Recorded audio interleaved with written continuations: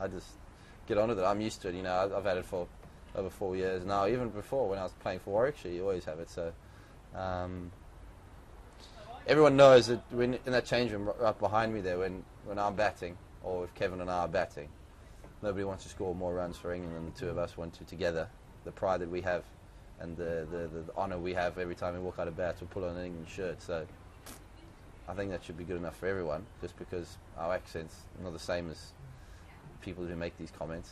Doesn't mean that we wanted far less. Do we have the right to play for England?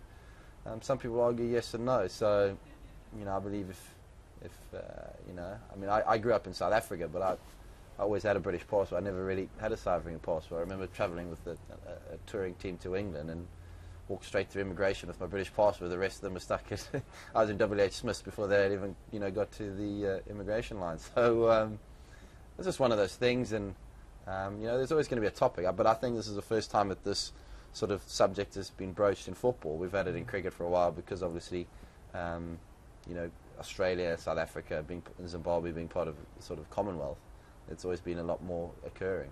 I mean, I always remember watching the football side in the Euros and the World Cups and having my England shirt on with number 10, sharing him on the back, and you know, always fantastic memories like that. Just because you know, I grew up in South Africa, I was born in South Africa, doesn't mean I'm not patriotic towards England and my sort of family origin. Darren Lehmann's obviously been saying a few things off the back of the series. He's described England's cricket as dour. What would be your reaction to that comment? Well, I'd take another dour 3-0 in Australia, to be honest with you, so I don't think it's going to really change much how we play. You talked about the two teams working each other out. I mean, another theory he has is that they've worked you out. I mean, he said, you know, we've made some inroads into getting into Trott's head. What's your take on that? Well, I think what happens is when you don't score runs, people pretend or they like to think that they've worked you hard and stuff like that. But sometimes that's cricket. Things just don't go your way, you know.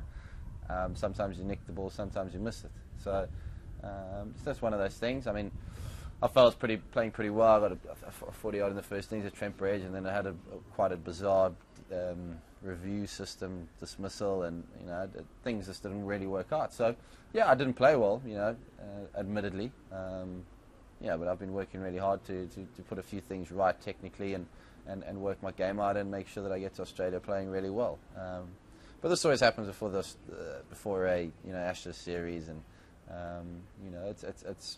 But the surprising thing is, I mean, the Australians are obviously quite a confident bunch of guys, but you know, they've lost the Ashes series where they're making comments already and stuff like that. But that's just the Australian way. It's you know, it's how they are, and I think we go about our cricket a little bit differently. But hopefully we can win again.